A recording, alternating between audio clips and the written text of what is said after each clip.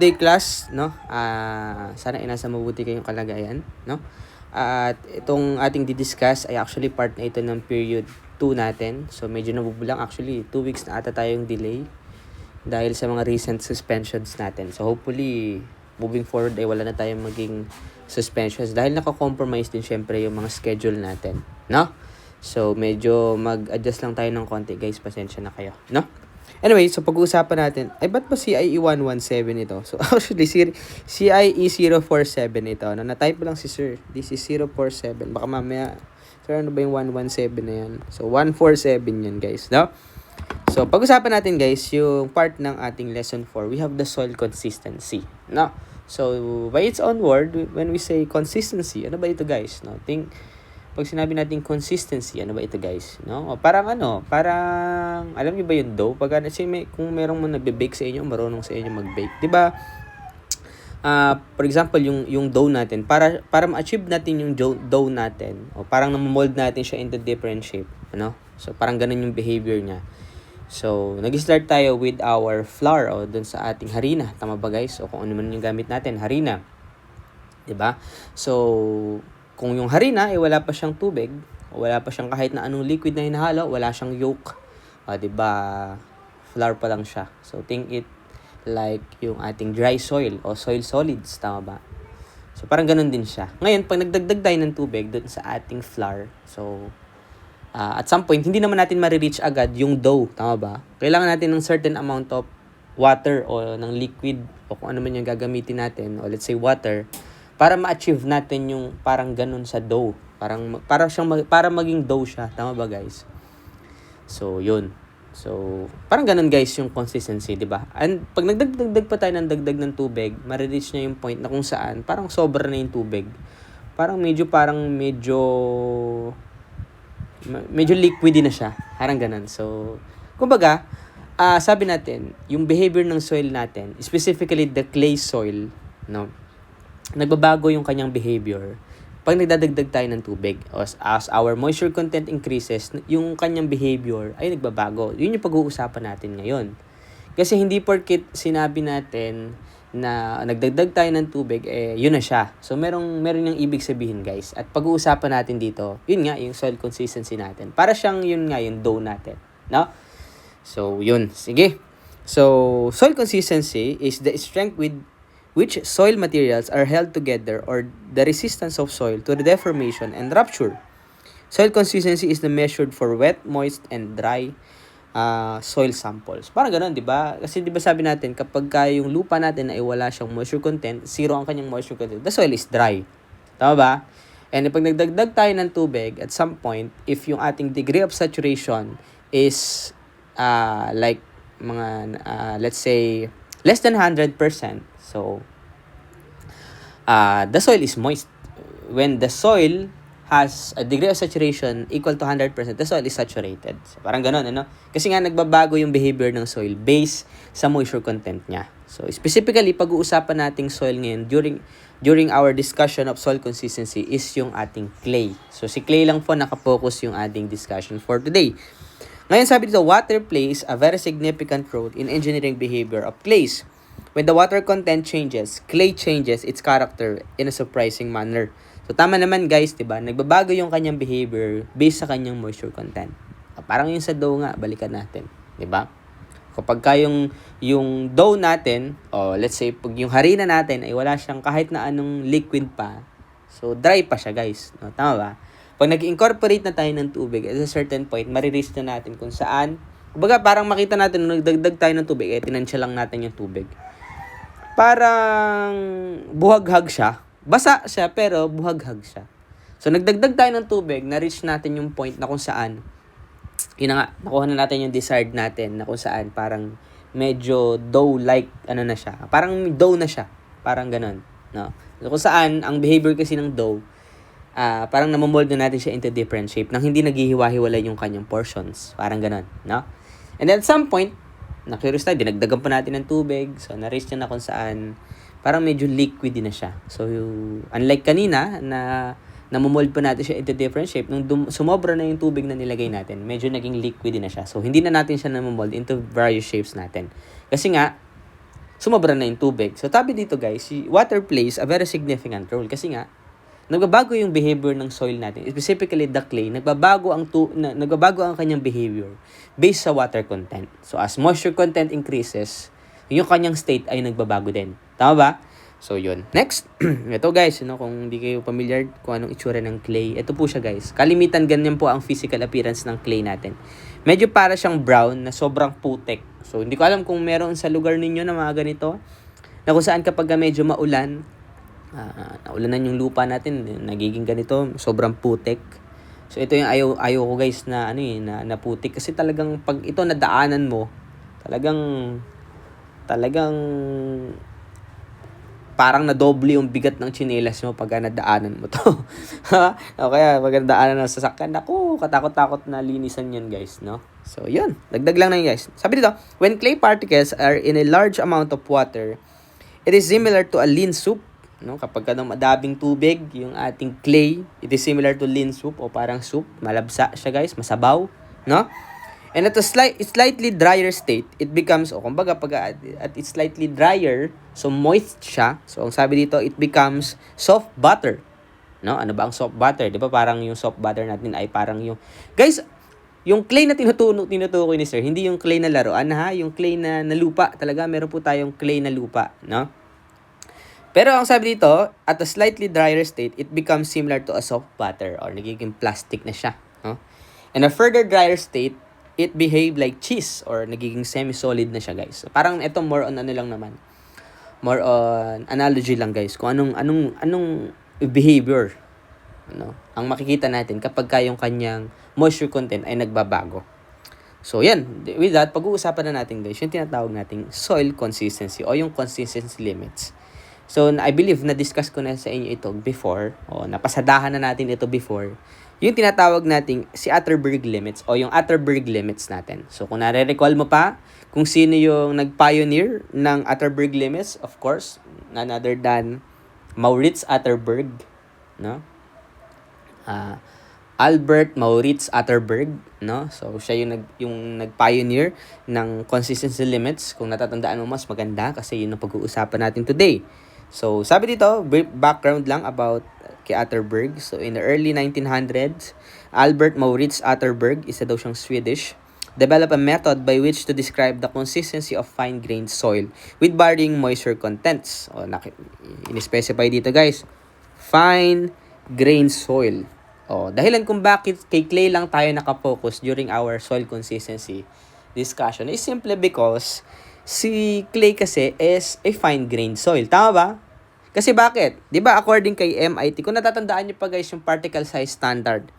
Si MIT, sino ni isa pa? Si USDA, at saka si AASHTO. 'Di ba ang according to them, according to their particle size standards ng mga organization na yan, na yung clay daw natin is a particle less than 0.002 mm yung kanyang diameter. O mm yun guys ha, hindi lang kasya. Diba guys? Tama ba? So, yun. So, medyo na iba lang kay USCS kasi kay USCS wala siyang fines at saka clay. Wala siyang clay at saka silt. So, sabi niya guys sinabi niya yun. So, sabi ni USCS, no, wala siyang silt and clay, no? So, siya naman ay fines. Tama ba, guys? So, ito ay less than 0.075. So, kasi, yung fines, ang sabi niya, this is consist of silt and clay. Pero, ang bottom line, guys, pag sinabi nating clay, that is a fine-grained soil. Kaya, guys, itong si Albert Maurits Atterberg, yun yung kanyang pioneer. Nang sabi dito, by which to describe the consistency of fine-grained soil with varying moisture content. So, again, paulit-ulit, nagbabago kasi yung behavior ng clay natin o ng fine-grained soil natin kapag nagbabago yung kanyang moisture content. No? So, yun. Alright?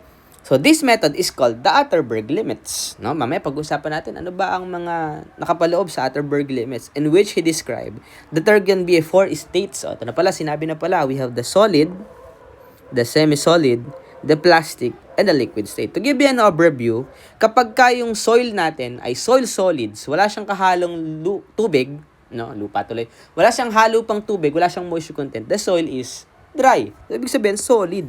Tama ba, guys?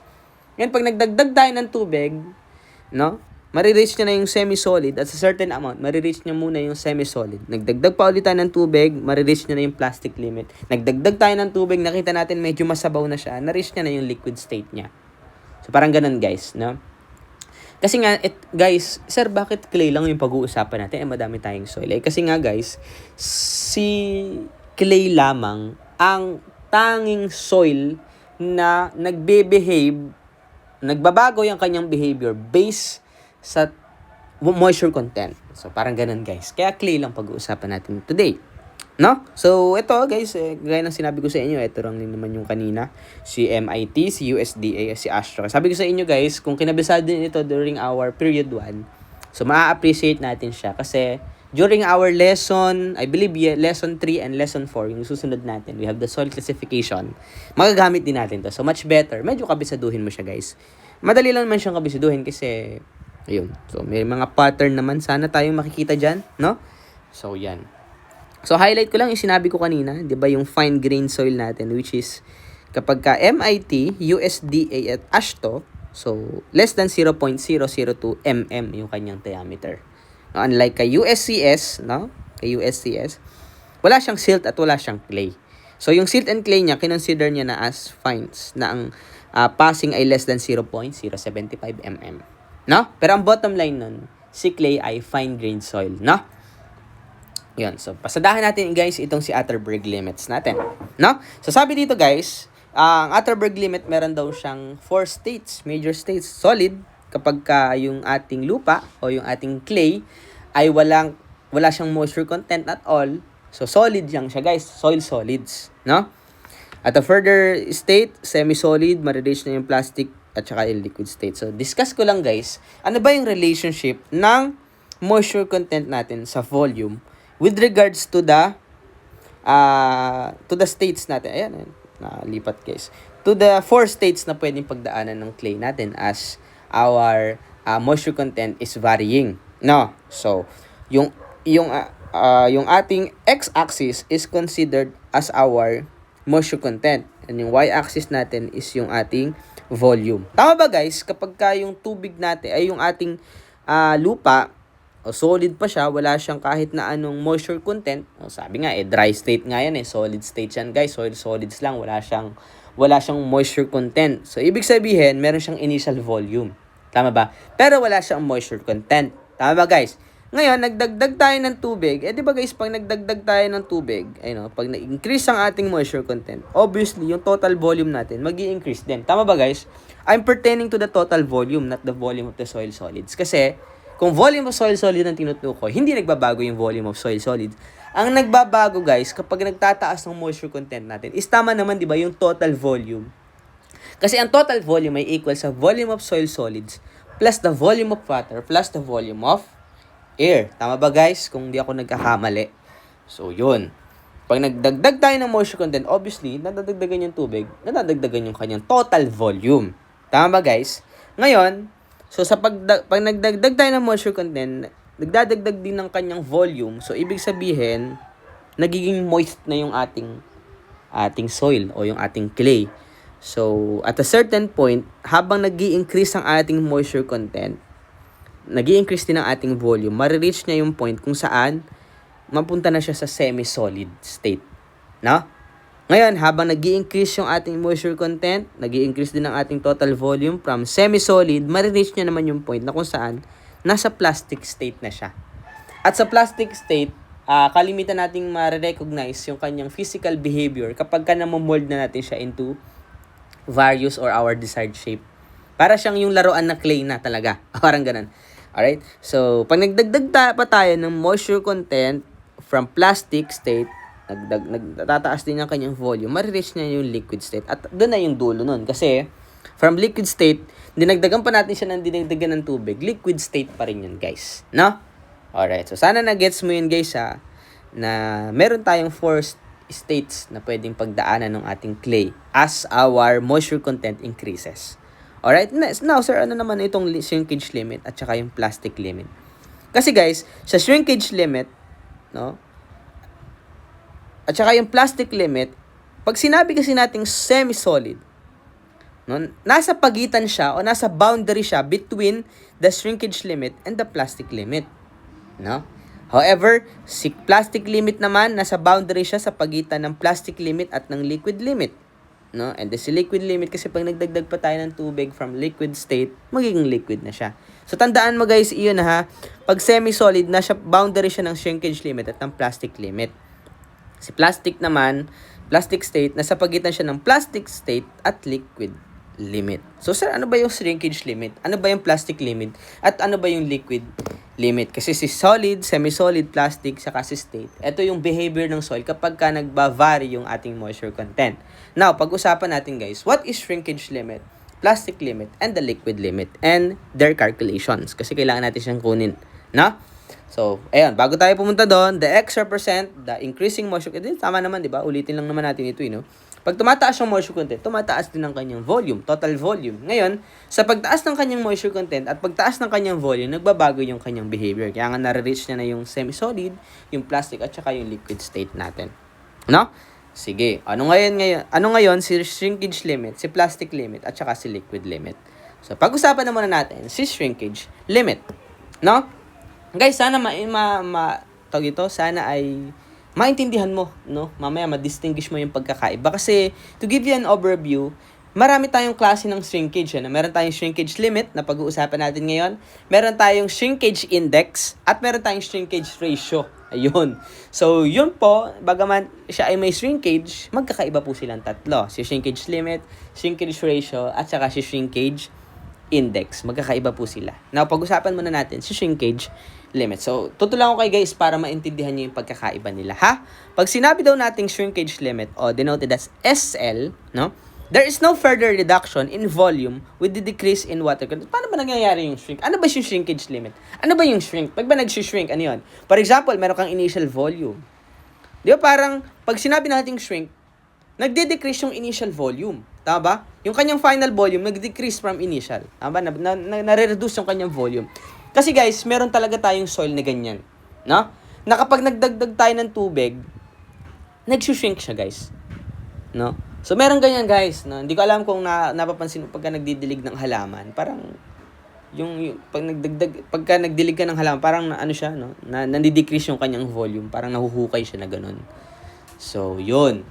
Meron po yun. Kasi nga, meron tayong voids, no? So, yun. Possible yun, guys, ha? Possible yun, no? So, ngayon, ano naman si shrinkage limit? Ngayon, guys, ganito, ha? Sabi dito, there is no further reduction in volume. Kasi yung soil natin, merong behavior yung soil natin, na kung saan pag pagka nilagyan natin siya ng tubig, nagsishrink siya, guys. At si shrinkage limit, di ba sabi natin, nagva-vary o nag-i-increase yung ating moisture content. Ngayon, ang sabi natin, si shrinkage limit, nagdagdag tayo ng moisture content, nag-shrink yung soil natin. Pero si shrinkage limit, it tells us, syempre, sabi doon, limit eh. So, habang nag-i-increase yung ating, initially ganito ha, nag-i-increase yung ating moisture content, nag-shrink yung ating soil o yung volume ng soil natin. Pero at some point, habang nag-i-increase tayo ng moisture content, nag-shrink din yung soil natin. Pero at some point, ma-reach niya na yung point na kung saan na-reach na yung limit niya. Na kahit magdagdag tayo ng tubig, there is no further shrinkage dun sa soil natin. So, sana na-guess mo yun guys ha. Kasi initially, dinagdagan natin ng tubig, nag-shrink yung soil. Nag-shrink yung soil natin. Nakakabulol naman. So, nagdagdag tayo ng moisture content, nag-shrink yung soil natin.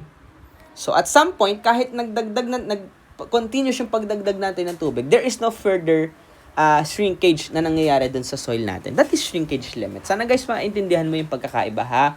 Na hindi porkit kumbaga, ang gusto natin sabihin dito, hindi continuous yung shrinkage niya, guys. Meron lang siyang limit. So, yung limit na yun, this is what we call the shrinkage limit. No? So, yun guys, sana mag-gets mo yung pagkakaiba niya, ha? Kasi magkaiba ito sa shrinkage index na ituturo natin mamaya. So, yun naman si shrinkage limit, no? So, next, what is the plastic limit? Denoted as PL. So, ito sabi, tama naman, di ba? That is the barrier between the semi-solid and plastic state. Tama na, sa pagitan daw siya ng semi-solid at ng plastic state. is known as the plastic limit. Sabi dito, from this state, the properties of soil change to plastic and there will be a considerable difference in engineering properties of soil.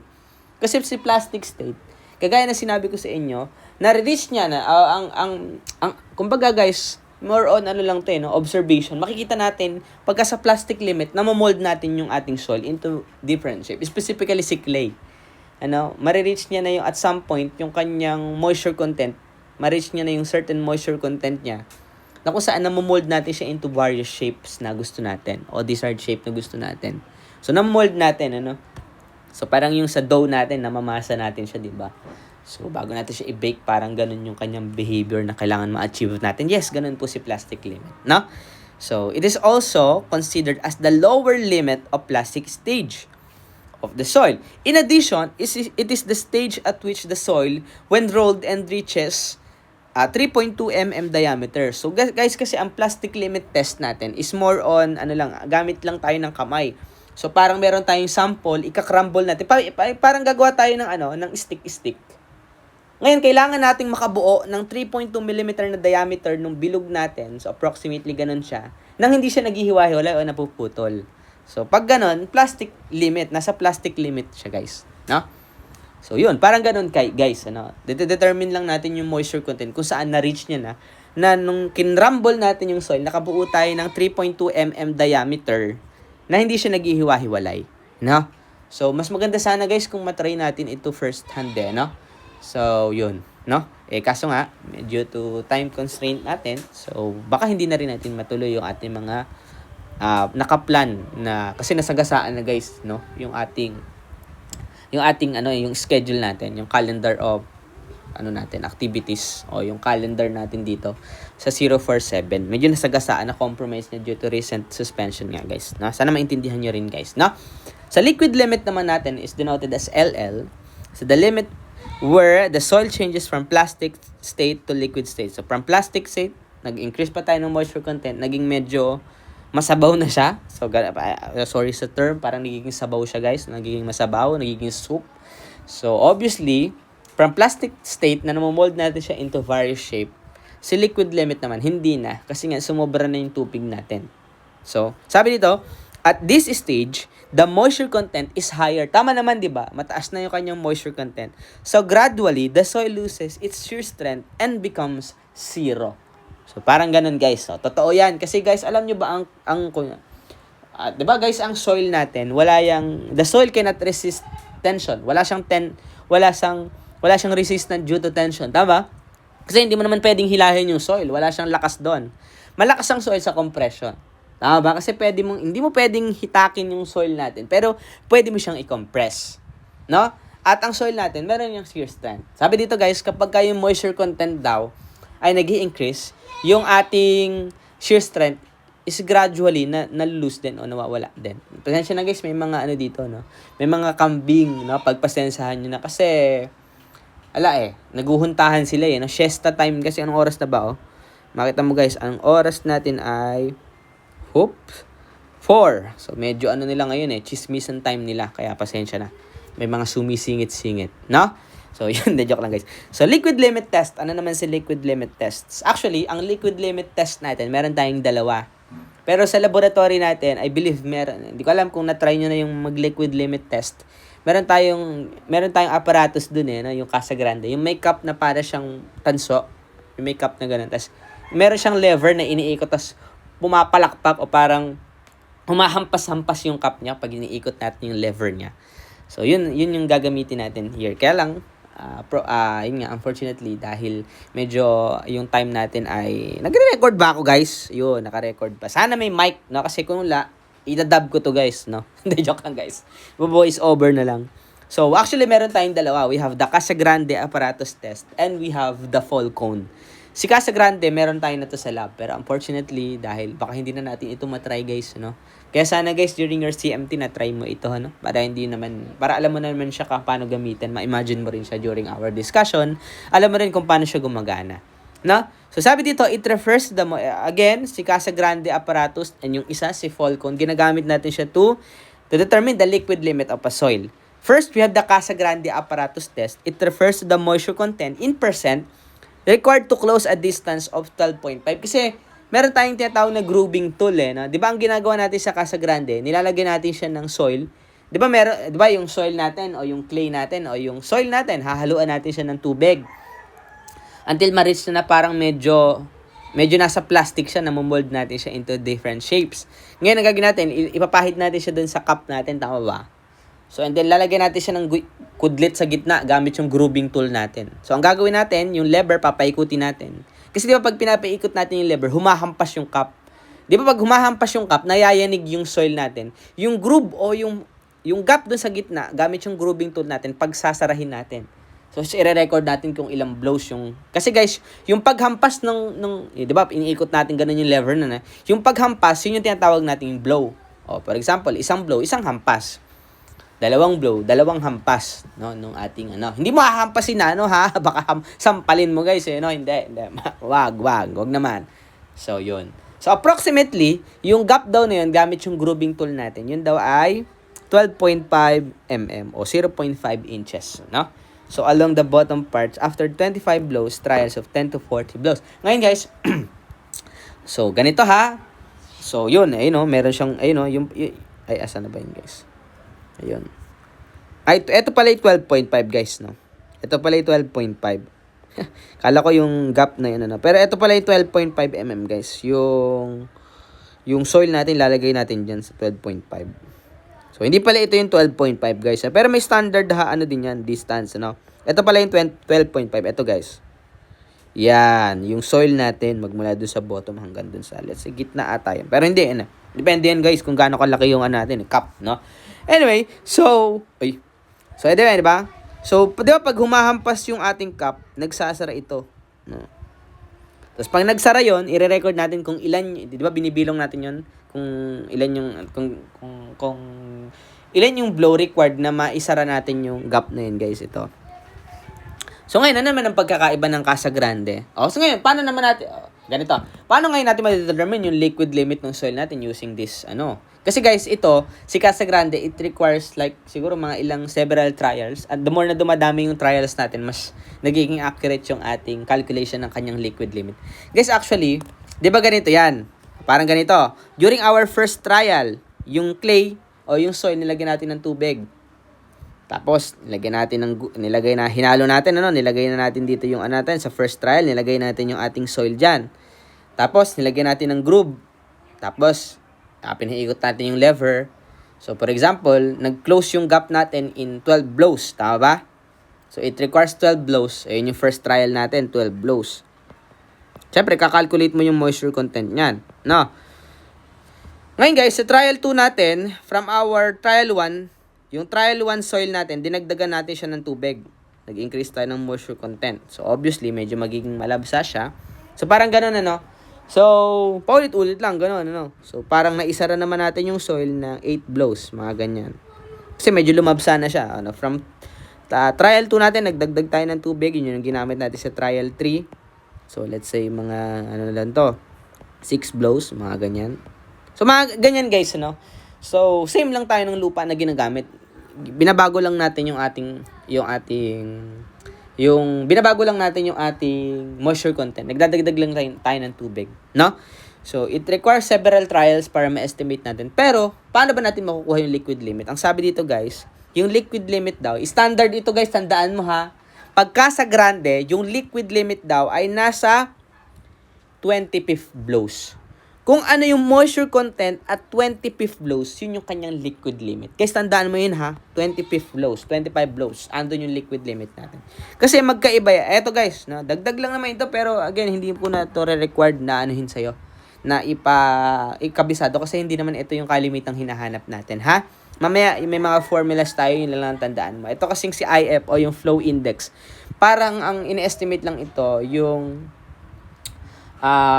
slope ng flow curve natin, which is hindi naman ito gaanong valuable, guys. Hindi man ito masyadong hinay. Pero in case nahanapin sa inyo, guys. So, alam mo, si flow index, yan daw ay W sub 1 minus W sub 2 all over log N2 over N1. Ano ba yung W sub 1? Moisture content corresponds to the N1 blows. Si W2 naman, moisture content corresponding to N2 blows. And then si N1, number of blows for the first point in consideration. And N2, number of blows for the second point in consideration. Ito, hindi naman ito gaanong valuable, guys. Pero dinagdag na natin since ito, nasa module po ito. Na?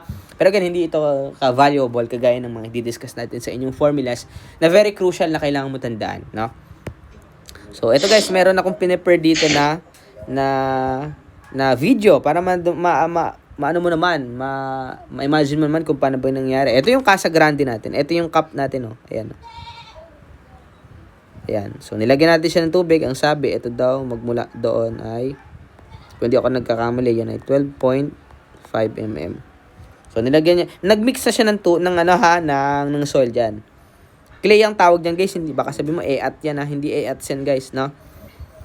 So, panoorin natin, guys. Maglit lang naman ito, no? Yan. So, nakita nyo ito, guys, yung lever niya. Yan. So, pag pinaikot natin yung lever na yan, pumapalakpak ito, guys. Pumapalakpak. Humahampas. So, sa isang hampas, isang blow yun, guys, no? So, yan. Pansinahan natin, guys, no? Pero parang hindi yata siya naka-standard kasi ang sabi 12.5 mm daw yun, eh. Ay, meter. Ito, guys, mali. Ay, nawala na tuloy. Ayan. Fast forward natin. Ayan na guys. No. Nakita nyo? Nilagyan niya na ayan, yung tinatawag nating grooving, yung gagamitin niya na yan, panghati sa gitna. Grooving tool lang tawag dyan. Nakita nyo ba guys? Yan o. Oh. Diba nakita nyo may gap? Ngayon, kada blow natin, unti-unti magsasara yan. Pag nagsara yan guys, i-record mo kung ilang blow yung required para maisara siya. Ayun o, tinan mo. Ayun, nagsara na siya doon. Uy, hop na. Sumobra na siya. Kasi nagsara na kanina eh. Kukuha tayo ng sample dyan. I-oven kasi natin yan eh. No? Para makuha natin yung moisture content eh. No? So, record mo guys. Kukuha tayo ng sample doon. Konti lang para makuha natin yung kanyang moisture content. Yun lang naman yun guys. Eh, no? And then, from that, magdadagdag ulit tayo ng tubig. Same process. Lalagay ulit natin siya sa cup. Lalagyan natin siya ng grooving tool. Gagamitan natin ng grooving tool. Magbo-blow out. Kumbaga, papaikutin natin yung lever, pagsasarahin natin. Ganun lang, no? Paulit-ulit lang siya. At it requires several trials, no? So, yun, guys, no? Si Casa Grande apparatus. At again, uulitin ko, guys, kay Casa Grande, yung liquid limit natin is malolocate natin at 25 blows, no? Moisture content yun, guys. Moisture content din yun. Si liquid limit, no? Sige. Alright, so, proceed tayo kay Falcon. Ito, guys, wala yata ito nun sa atin, eh, no? Si Falcon, kaibahan naman kay Casa Grande, ang ginagawa naman natin dito, gumagamit, sabi dito, Falcon method, ay tinatawag natin cone penetration. So, ano ba yun, guys? In Falcon method, the liquid limit is taken as the moisture content at which a standard 30 degree. Ito, guys, yung, cone, eh. Ang sabi, 30 degrees daw yan. And yung kanyang bigat ay, ang kanyang mass ay 80 grams. The cone will penetrate the soil sample at a distance of 20. Kumbaga, parang free falling ito, ano? Hayaan natin na yung gravity at saka yung bigat ng ating cone, ma-penetrate yung soil natin. Ayun, mape-penetrate. Diba? Babaon yun, guys, doon. Itong sabi dito, at a sample distance of 20 mm in approximately 5 seconds. No? So, ganun. Free falling. Parang ba, hayaan natin bumagsak at na-penetrate nung cone natin, yung soil natin. Ngayon, guys, ito, tandaan mo ha, kay Casa Grande, kasi blows yun guys no? Blows. So, ang liquid limit natin is at 25 blows. No? Ngayon, kay cone penetration, guys, pasensya na nag-uusap lang sila guys, no? Naglalambingan sila. Kay cone penetration, ng liquid limit natin is at, wala tayong blows dito no? Pero tayo ay naka-millimeter, so, ang ating liquid limit is nasa 20 millimeter. No, sana nakuha may pagkakaiba ha. Maraming natatrap diyan, guys, no? Nagagamit nila na pagbabaligtad nila. No? So, meron naman tayong mga sample problem dito para mas ma-distinguish natin anong pagkakaiba sa calculation using the Falcon method sa pagdetermine ng liquid limit and sa paggamit naman ng Casa Grande results. No, nag-uusap lang sila, guys, naglalambingan lang sila. Pasensya na kayo. And then ito may influence, may din ito, flow curve din ito, no? Pero again, hindi mo na ito kailangan pang kabisaduhin kasi hindi naman ito gaano valuable, guys. Na additional lang naman ito. So, let's skip that, guys, no? No, yun. So, ito again, itong si liquid limit using US Army Corps, no? So, yung liquid limit daw using US Army Corps ay W sub N. Ano yung W sub N? Corresponds to the moisture content. And then yung N natin is the number of blows for 12.5 mm groove closure. 20 to 30 blows. And yung ating beta is 0.1 to 1 but not for all soils. Ito mga standard lang ito gamit si US Army Corps. Pero again, ito hindi mo naman ito kailangan kabisaduhin talaga. No? Kung kaya pa ito ng memory mo, di kabisaduhin mo, why not? No? Pero hindi ito hindi ito as valuable as yung mga formulas as we progress, no? So, yun. So, ito naman si Falcon, guys, no? Ayun, nakikita nyo ba yun? Stop nga dyan, guys. Ayun, yun yung Falcon, guys, no? Na meron daw siyang standard na 30 degrees and meron daw siyang bigat na 80 grams. Nakita nyo ba, guys, yung kanyang sample? Parang ganun lang din yung procedure, pero kaibahan ito. Ganun pa din yung pag-prepare ng soil. Yung soil, lalagyan natin ng tubig at saka natin yun yung gagamitin natin. Yan, guys. Lagyan niya lang yung yung parang can, moisture can. Tapos ilalagay niyo yun doon sa may sample. So, tingnan mo, guys, ha. For 5 seconds daw yan, Then, hahayaan daw natin na mag-fall. Sana all na fall. Yung ating cone at ma-penetrate niya yung soil natin for approximately 5 seconds. Parang ganyan, guys, Pero wala kasi sa atin yan yata, Hindi ko alam kung meron. Pero parang wala yata. Casa Grande lang meron sa atin, guys. Ayan. So, gagawin. Ayan. Iisa, kakagalaw mo naman. Magalaw, Magalaw siya, Ang likot ng camera mo, boy. Ayun, kinakausap niya ako, guys, kasi nakikinig siya sa discussion natin, Ayun, nakita niyo, bumao na siya. Ayun. So, approximately 5 seconds. Yun na yun, guys. Siya na yun. So, yun. Wala tayong ganito sa lab yata, Hindi natin matry, Next, after ng liquid limit natin, again, recall lang natin sa liquid limit natin, meron tayong dalawa. We have the Casa Grande and then we have Falcon method, no? Again, kagaya ng sinabi ko kay Casa Grande, ang liquid limit ay nasa 25 blows. Kay cone penetration, ang liquid limit natin is nasa 20 mm. Kasi naka-millimeter po tayo doon, hindi tayo naka-blows. Next, si plastic limit test natin. So, ano bang ginagamit natin to determine the plastic limit? Is ito, guys, more on lang ito, gamit yung kamay natin. Wala tayong apparatus dito, kamay lang, guys, kamay lang, no? So, it is defined as the moisture content in percent at which the soil crumbles when rolled into threads. Ayun, parang ganyan, guys, no? Para mo siyang gagawa ka ng mga stick. At sabi, dapat yung diameter doon ay 3.2 mm. Nang hindi siya naghihiwa-hiwalay, baka mamaya kasi ganyan ginawa mo, no? Hiwa-hiwalay siya na ganyan. Hindi pwedeng hiwa-hiwalay. Kailangan isang buo siya na dapat 3.2 mm yung kanyang diameter. Ha? So, ito, medyo prone ito sa error. Gawa ng, kasi, yung ating kamay, kumbaga, meron yung, yung moisture content na-absorb yun, Yung ilang mga moisture content na-compromise gawa ng na-absorb yun ng kamay natin, no? So, yun. Medyo lang siya. More on itong si plastic limit. Siguro, approximate value lang makukuha natin dito. Pero again, it is what it is, guys. Wala kasi tayong dito, no? Wala tayong specific test para magamit natin yung plastic limit. No? Alright, so yun. So, ito na, yung plastic limit natin. Yung plasticity index natin. Meron siyang formula para makuha doon. Kasi, si plastic limit, pwede natin makuha yung plasticity index. Kaya nga siya tinawag na plasticity index. Meron siyang ibig sabihin, meron siyang indices. Tama ba? So, si plasticity index o yung PI, ito raw equal sa LL minus PL, di ba? So, ito, guys, makapangyarihang formula ito, guys. Ito ay required mong kabisaduhin, no? Kasi magagamit mo ito, guys, kapag nagre-review ka na sa boards or sa PI, ha? Kasi ito ang kalimitang lumalabas talaga. Para makuha natin yung plasticity index, that is LL minus PL, no? So, hindi ko alam, guys, kung i-discuss ko sa inyo kasi meron itong mnemonics, no? Kasi medyo pang gagstock yung yung na to, no? Pang gagstock yung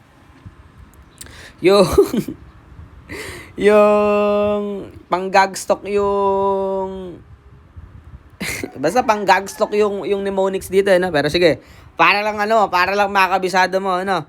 Kasi hindi natin makakapag face to face dito, no? Sige, sabi dito, di ba, PI is equal to LL minus PL. Sige, PI, mag-isip ka ng word na ang initial ay PI. Kung same tayo ng iniisip, yun na yun, ha? Putyang gala, LL, lalaki, pala. Joke lang, guys. So, putyang gala. Basta ikaw na magtuloy niya. Medyo censored kasi, no? Putyang gala. PI is equal to putyang gala, lalaki, pala. Joke. Baka makancel ako na to, guys. No? Pero, hindi, guys, tinuro lang sa akin to, ha? Bahala kayo dyan, ha? Basta yan, ha? Hindi, joke lang, guys. No? Bahala ka na dyan kung anong gusto mo dyan, no? So, LL is the liquid limit, is the PL is the plastic limit, and the PL is the plastic limit, no? Basta ikaw na bahala dito kung anong word ang naiisip mo dyan, no?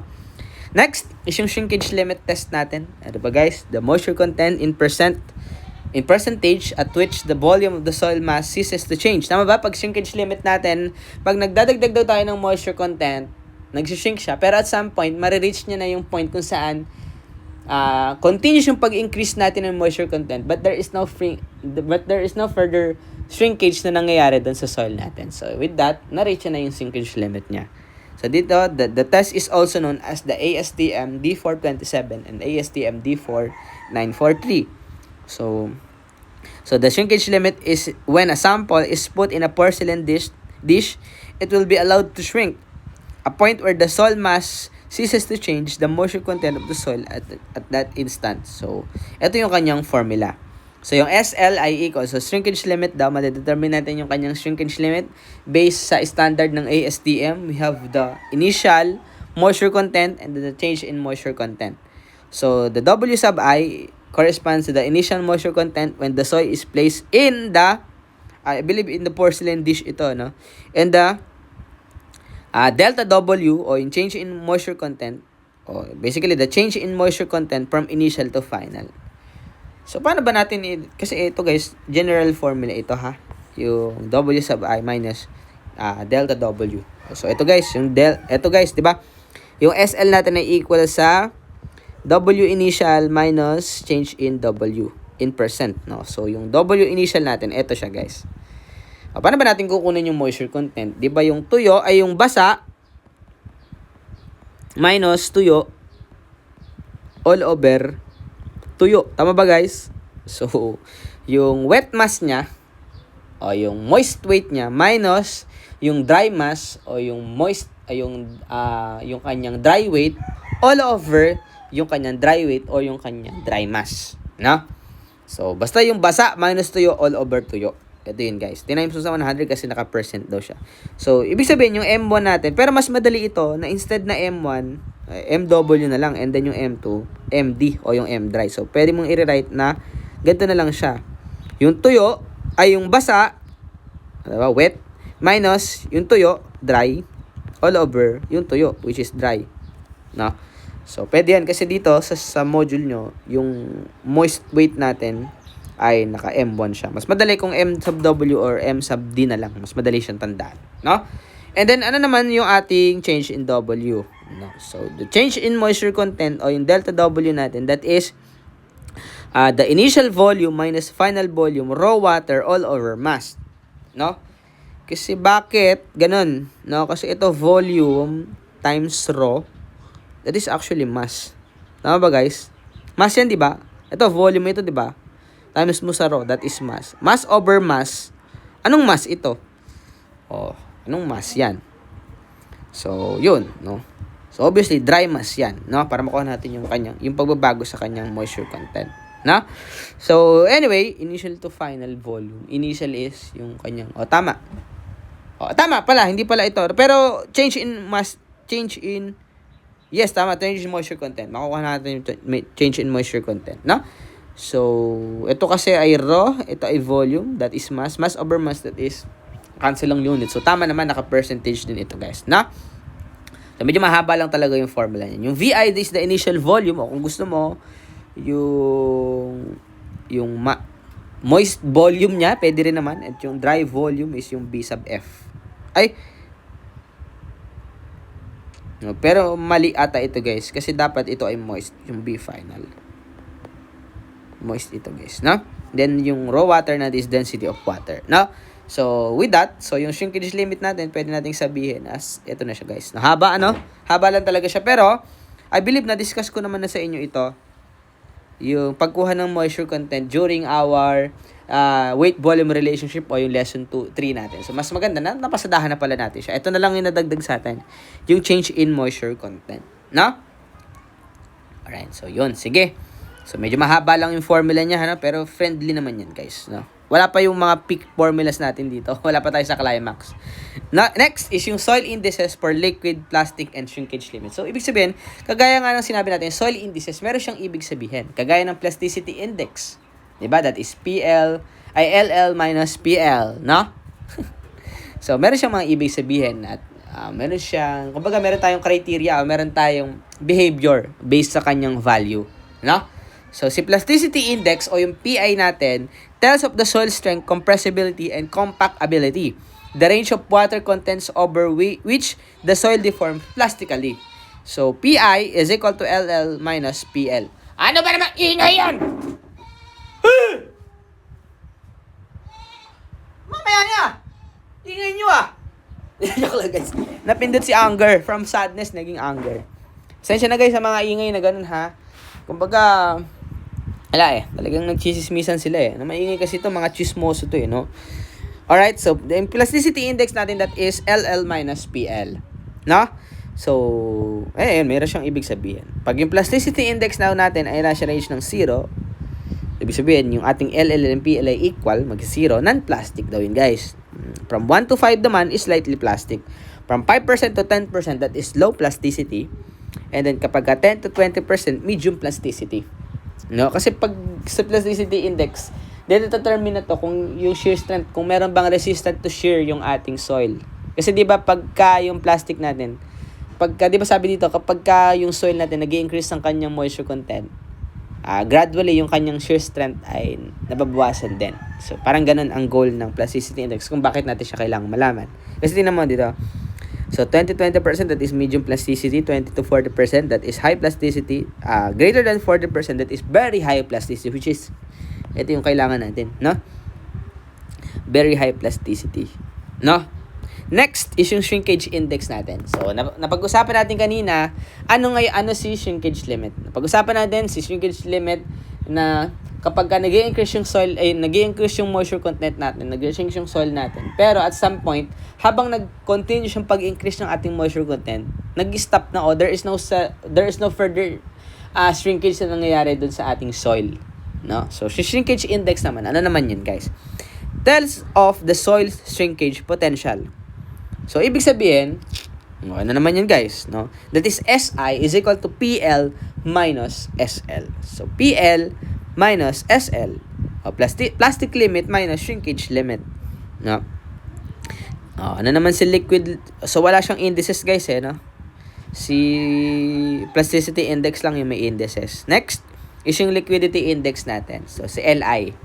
Ano naman ito guys? Tells of the soil, tells of the relative consistency of cohesive soil in natural states. Gives a qualitative measure of strength. So, ano naman si liquidity index? Meron siyang formula na moisture content minus PL all over. Guys, ano itong LL minus PL? Diba ang LL minus PL ay lalaki pala, joke lang guys. Ito ay PI. Pasensya na guys, baka makancel ako ha. Tinuro lang sa akin yun guys. No, tinuro lang sa akin. Grabe kayo ha. Baka makancel pa tayo dito guys. Joke lang guys, no, pasensya na. Kasi ganyan sa sa pag nag-review sa board exam, sa mga review center, the more na nagiging censored, the more na nagiging pang siraulo yung mnemonics, mas madaling tandaan. Tingnan mo naman ngayon guys, no? Talagang tanda ko pa yan. So, that is moisture content minus PL all over LL minus PL, or simple yung LL minus PL ay PI lang din naman siya. So, ano naman ang ibig sabihin ng liquidity index? So, kapag yung liquidity index daw natin ay less than 0, that is semi-solid. High strength, brittle fracture is expected. Kapag nasa range naman siya ng 0 to 1, that is plastic. So, intermediate strength, soil deforms like plastic material. So, mas maganda pala kung yung liquidity index natin is nasa less than 0 para masabi natin na high strength, no? Brittle siya. Next, kapag ka greater than 1 naman, liquid o low strength soil dip. Kasi 'di ba pagka liquid yung soil natin, mahina yung kanyang shear strength. Kasi 'di ba habang tumataas yung moisture content natin, yung ating shear strength gradually nababawasan din. So, mas ideal kapag ka yung liquidity index natin is approaching to 0 or less than 0. Tama ba guys? Next is, ito, dagdag lang naman ito, yung consistency index. Paano natin siya nide-determine? So, as CI increases, o kapag tumataas daw yung ating consistency index, the firmness of shear strength of the soil also increases. So, LL minus W is equal to LL minus PI naman. So, kanina, di ba, ito ay PL. So, medyo kabisaduhin mo lang. O, tingnan mo, dapat magkaiba kasi ang liquidity index, that is W minus PL, LL minus PL. Ito naman, LL minus W all over LL minus PI. Hindi siya PL, ha? Alright, so, itong, again, pang number 5 natin, ito, medyo kabisaduhin mo, guys. Cyclic activity. So, cyclic activity naman, it is used to identify the swelling potential of clay soils natin.